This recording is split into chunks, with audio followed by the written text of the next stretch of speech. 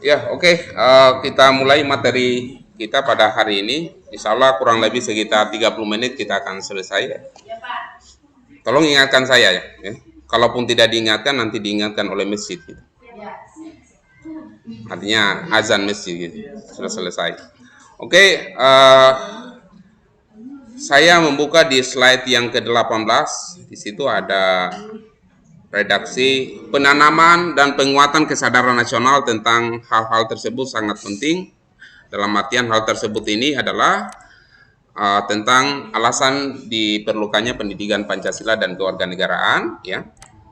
Karena apabila kesadaran tersebut tidak segera kembali disosialisasikan, diinternalisasikan dan dikuatkan lagi, maka masalah yang lebih besar akan segera melanda bangsa ini, yaitu musnahnya suatu bangsa dalam meminjam istilah Kenichi Ohmae tahun 1995, yaitu the end of the nation state, berakhirnya suatu negara.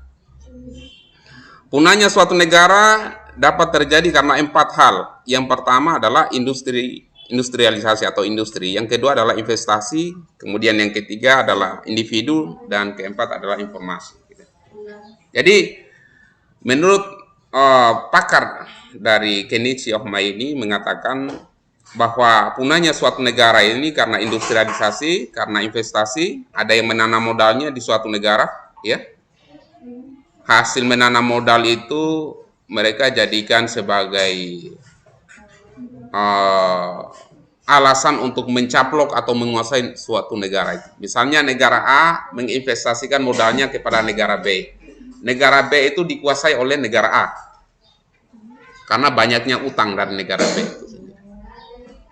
Jadi ini bisa menghancurkan suatu negara karena utang. Gitu ya. Jadi menginvestasikan, ya kita butuh investor, ya kita butuh investor yang bisa menanamkan modalnya untuk memanfaatkan sumber daya alam yang ada di negara kita. Tetapi jangan sampai para investor ini hanya sekedar mencari keuntungan, kemudian menghancurkan alam kita sendiri. Ini masalah besar. Banyak terjadi di negara-negara berkembang, di mana sumber daya alamnya diambil oleh warga negara lain. Mereka banyak uangnya, ya. Kemudian sengaja menanamkan uangnya di negara itu sendiri. Kemudian mengambil hasil kekayaan alam di negara berkembang itu. Orang-orang yang ada di pribumi di negara berkembang itu, hanya karena mereka banyak yang tidak berpendidikan, banyak yang diperbodohi, banyak yang ditipu dan sebagainya, ya akhirnya pribumi hanya mendapatkan sedikit saja dari kekayaan alam yang ada di daerahnya atau di negaranya sendiri. Sedangkan orang-orang di luar negeri dengan modalnya mereka bisa mengambil keuntungan yang sebesar-besarnya. Dan ini terjadi salah satunya adalah di Freeport. Di Freeport itu banyak negara yang masuk di situ. Indonesia pada waktu itu mengambil keuntungan sedikit sekali. Yang katanya nanti sekarang masih masanya Jokowi ini baru pembagian pendapatan itu ditingkatkan. Jadi Indonesia cukup banyak mengambil keuntungan sekarang ya dibanding dulu. Tapi wallahu alam, karena itu adalah urusan pemerintah, dalam artian kita tidak tahu seberapa konsisten mereka pemerintah menjaga amanah itu sendiri. Kita tidak tahu karena ya masalah yang seperti itu kadang-kala kurang transparan. Gitu. Apalagi masalah tambang. Ingat masalah tambang ini adalah salah satu masalah di negara kita juga. Banyak para pejabat ditangkap karena masalah tambang. Mereka membuat izin hanya untuk perusahaan tersebut masuk mengambil kekayaan alam yang ada di daerah itu sendiri. Kemudian para pejabat itu mendapatkan keuntungan. Jadi perusahaan si A, ya PT A itu meminta izin, izinnya itu harus pakai uang juga. Pakai uang. Saya tidak tahu kalau sekarang ya. Karena sekarang katanya itu izinnya online, tapi mafia-mafia tambang itu selalu ada. Mafia tambang selalu ada di negara kita. Kenapa? Karena ya banyak di birokrasi yang memang mau cari hidup di situ. Mau cari hidup di tambang. Bukan hanya para pengusaha, tetapi para pelaku di birokrasi juga banyak mencari keuntungan di tambang itu sendiri. Karena kenapa? Keuntungan di tambang itu jauh besar, jauh. Ya. Apalagi kalau tambang itu sudah diekspor ke luar negeri, itu sudah hitungan dolar itu. Orang luar negeri itu luar biasa.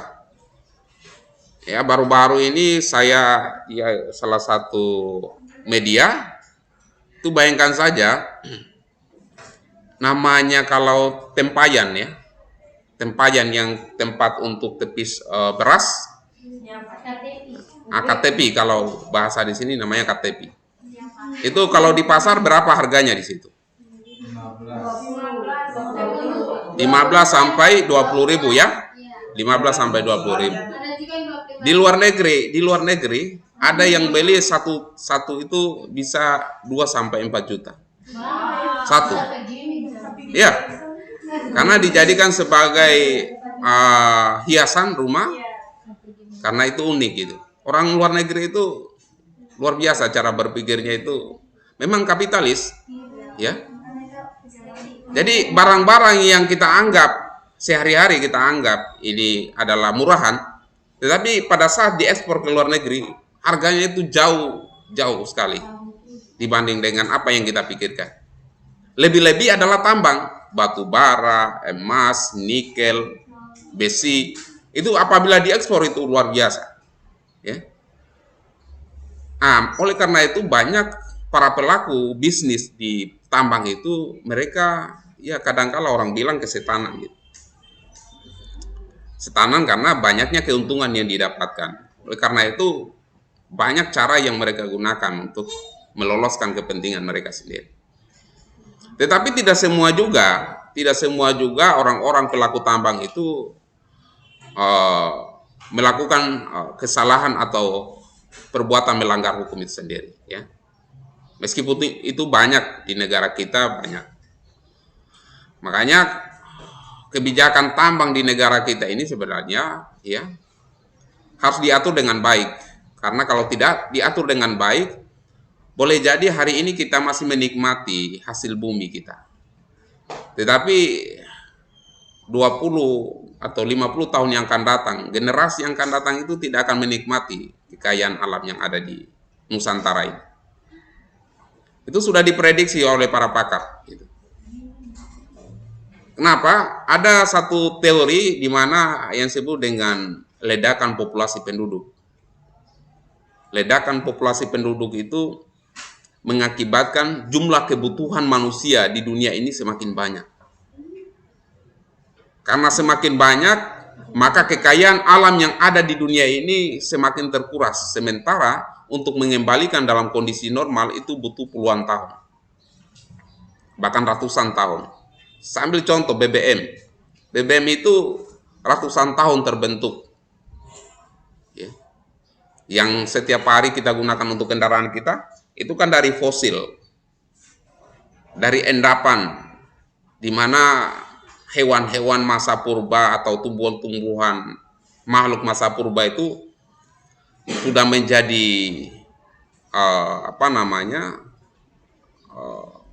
minyak, sudah menjadi sesuatu yang sudah masuk ke dalam pori-pori tanah, dan itu ada yang sudah jadi minyak, sudah jadi aspal, sudah macam-macam.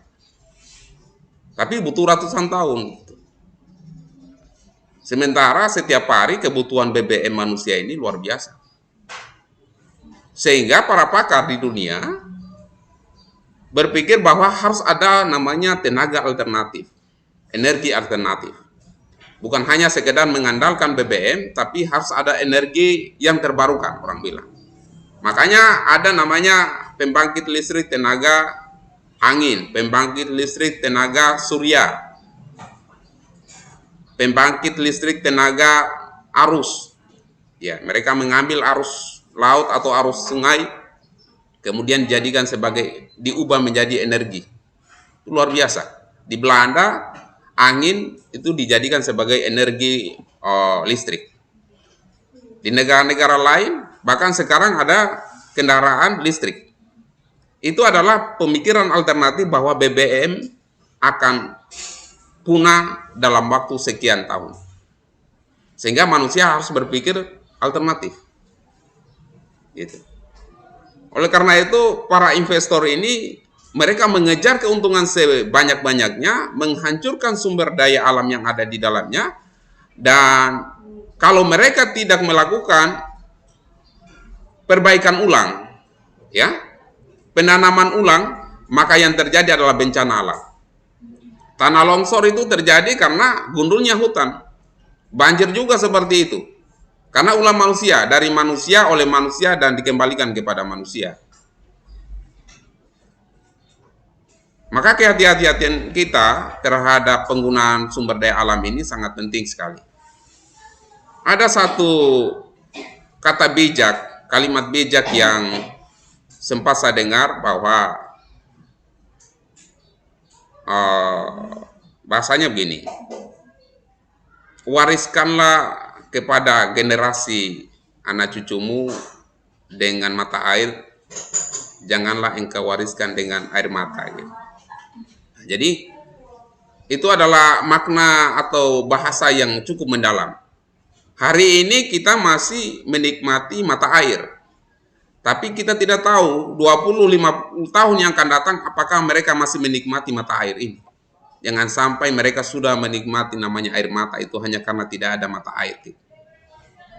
Hari ini kita masih menikmati namanya hutan, tapi 20 atau 50 tahun yang akan datang apakah mereka masih menikmati hutan yang lebat ini. Di kota kita, di daerah kita, 20 tahun atau 10 tahun yang lalu, kalau Anda melihat di daerah Anda, 10 tahun yang lalu itu masih lebat. 10 tahun yang lalu. Setelah kalian sudah remaja, sudah dewasa seperti ini, kalian melihat lagi.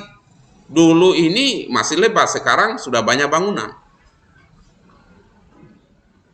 Bagaimana 20 tahun yang akan datang? Akan semakin menipis hutan yang ada. Karena kenapa? Ya, kebutuhan manusia semakin banyak. Kayu-kayu semakin langka. Kayu-kayu semakin langka.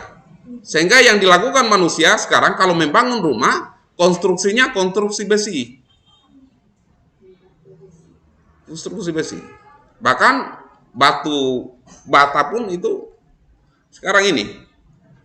Ini dinding ini bukan bata ini. Ini triplex. Di negara-negara maju sudah menggunakan seperti ini, dengan bahan yang cukup aman dan tahan. Di negara kita, batu bata itu masih kita gunakan. Di negara kita. Ya, tapi negara-negara maju yang minim sumber daya alamnya, mereka sudah berpikir alternatif. Bahkan ada yang berpikir bahwa sampah itu dijadikan sebagai bahan bangunan. Nanti Anda cari di YouTube, ada teknik membuat di mana sampah itu dimasukkan ke dalam botol plastik, kemudian dipadatkan, dan itu bisa menjadi pengganti dari batu bata. Itu orang barat, dari Bali kalau tidak salah itu. Mereka menggunakan daur ulang sampah itu sendiri, kemudian dijadikan dengan pengganti batu bata. Manusia modern sudah seperti itu. Kalau manusia modern tidak berpikir alternatif, maka negara kita akan punah. Punah.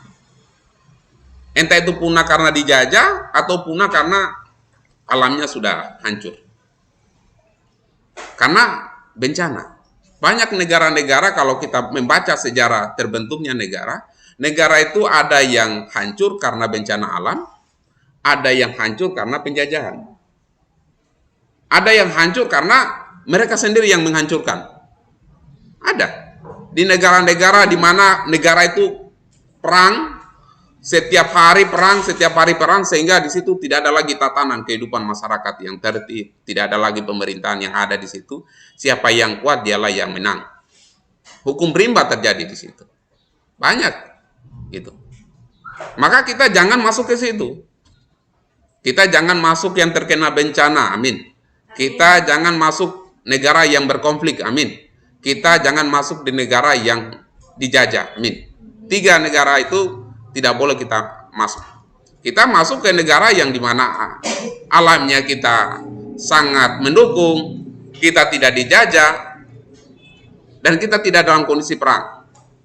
Makanya pemerintah sekarang, dari dulu sampai sekarang, itu menjaga jangan sampai kita menjadi negara yang punah hanya karena faktor itu. Industrialisasi, investasi, individualisme. Individualisme ini sangat menghancurkan negara kita sendiri, ya. Mungkin negaranya masih ada, tapi bangsanya, rakyatnya sendiri hancur karena individualisme. Banyak gitu. Kemudian informasi. Informasi sekarang kita hidup di era globalisasi, teman-teman. Globalisasi itu di mana batas-batas negara itu sudah semakin menipis, sudah semakin kurang. Tidak ada lagi borderless namanya. Tidak ada lagi batas-batas negara. Dulu kalau kita mau pergi menikmati hiburan di Amerika, pergi di Amerika. Pakai pesawat atau pakai kapal, waktunya berhari-hari, berbulan-bulan. Atau kita pergi ke Mekah, ya, menikmati bagaimana indahnya Mekah itu, harus pergi ke Mekah berbulan-bulan. Sekarang Anda tinggal buka YouTube, bagaimana imam di Saudi Arabia, bagaimana kondisi di Arab Saudi, kalian hanya membuka YouTube saja. Dalam waktu detik, ya, kalian sudah bisa menikmati indahnya pemandangan yang ada di luar negeri. Itu karena sistem informasi. Tetapi ingat, ternyata sistem informasi ini menyimpan dampak negatif buat teman-teman. Di mana budaya-budaya negatif yang ada di negara-negara barat, ataupun di negara kita sendiri, itu mudah sekali kita dapatkan. Anda tinggal klik saja. Bukan lagi klik sekarang, sudah perintah dengan suara sekarang. Ya, orang bilang biar tidak ada lagi tangannya, orang masih bisa perintah dengan suara. Ya, silakan. Ya. Saya menanyakan tentang investasi. Yang menanyakan itu yang mendapatkan keuntungan itu kalau misalnya orang investasi misalnya negara Belanda berinvestasi di Indonesia, itu yang lebih besar keuntungannya yang melakukan investasi atau yang mendapatkan investasi. Dan yang kedua, investasi itu kan ada dua, investasi permanen dan non permanen. Maksudnya bagaimana itu? Apa yang dimaksudkan investasi permanen dan non permanen? Iya. Oh, terima kasih. Kalau untuk masalah investasi itu sebenarnya negara membutuhkan namanya win-win solution, ya, di mana negara mendapatkan keuntungan 50%, ya, bahkan lebih dari itu, sedangkan para investor juga mendapatkan keuntungan 50%, ya. Tidak boleh lebih dari itu. Masa kita penyedia sumber daya, misalnya, kalau katakanlah Indonesia kerjasama dengan Belanda, kemudian Belanda mengambil keuntungan sebanyak-banyaknya, namanya itu penjajahan gitu. Tetapi kalau negara kita mengambil keuntungan lebih besar, saya kira itu adalah bagian dari kerjasama yang menguntungkan. Ya, silakan. Tadi kan kalau misalnya pada saat investasi dilakukan, tapi misalnya dari Indonesia tidak bisa membayar utang yang ada di negara Belanda, itu kan minimal negara kita yang dipolong sama negara Belanda.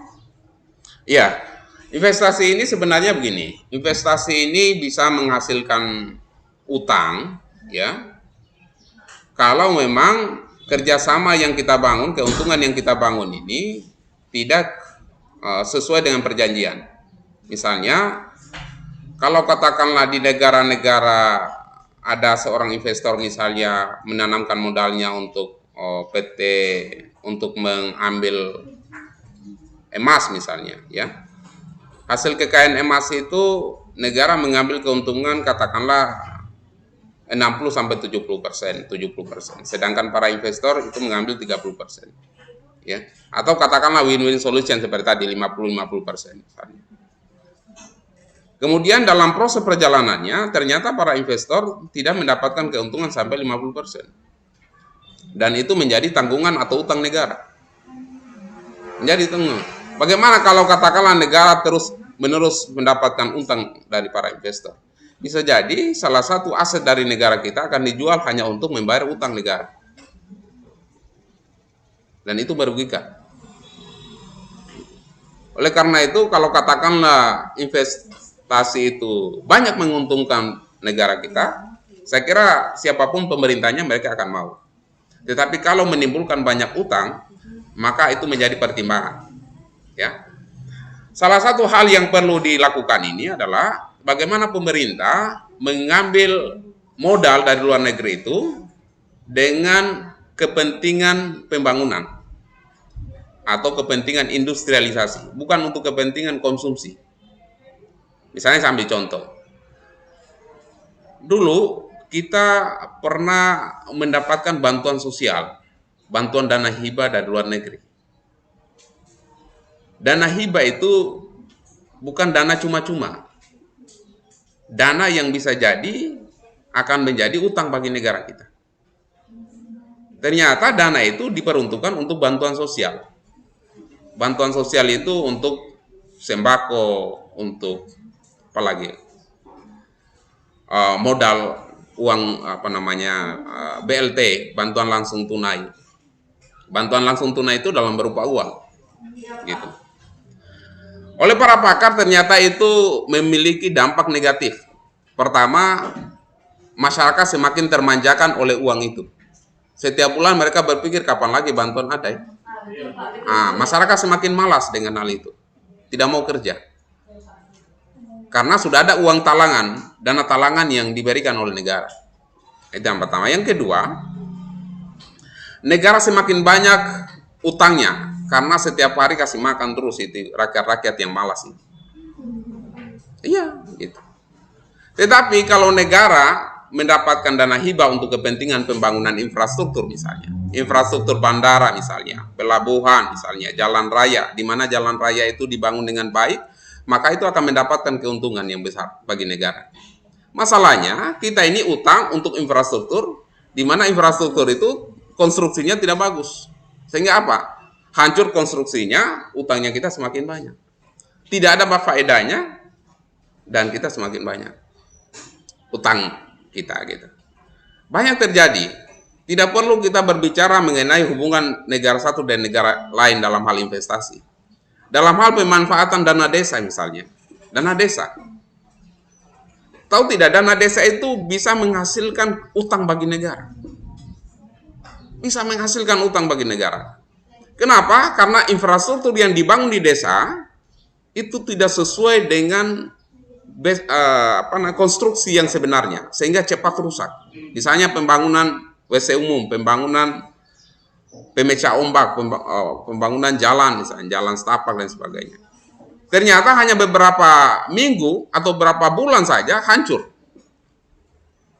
Tidak dimanfaatkan oleh masyarakat, tidak tepat guna, uang negara hancur begitu saja. Maka yang terjadi bisa jadi kita semakin banyak utang kita. Yang seharusnya infrastruktur itu digunakan untuk hal-hal yang produktif, kalau pembangunan jalan, masyarakat menikmati jalan itu. Dengan adanya jalan itu, ekonomi masyarakat semakin lancar, karena semakin mempermudah masyarakat dalam transportasi. Ya. Atau hal-hal lain misalnya. Gitu. Kalau tidak tepat sasaran, ini akan menjadi hutang bagi negara. Oleh karena itu, dalam hal dana hibah ataupun investasi apapun, kalau dia bersifat konsumtif, hanya sekedar kita mengambil kemudian tidak mendapatkan keuntungan, tidak menghasilkan keuntungan yang bagus, maka itu menjadi malapetaka bagi negara kita. Tetapi sebaliknya, kalau investasi itu bisa menghasilkan sesuatu yang produktif, menghasilkan keuntungan yang lebih besar lagi, maka kita mendapatkan keuntungan dari investasi itu saja.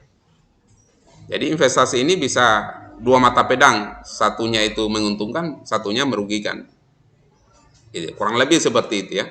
Bagaimana kalau investasi itu sifatnya permanen? Ya, saya kira jarang kalau investasinya sifatnya permanen, karena itu selalu ada kontrak dalam 5 tahun atau 4 tahun itu kadangkala itu diputuskan, ya, kadangkala diteruskan.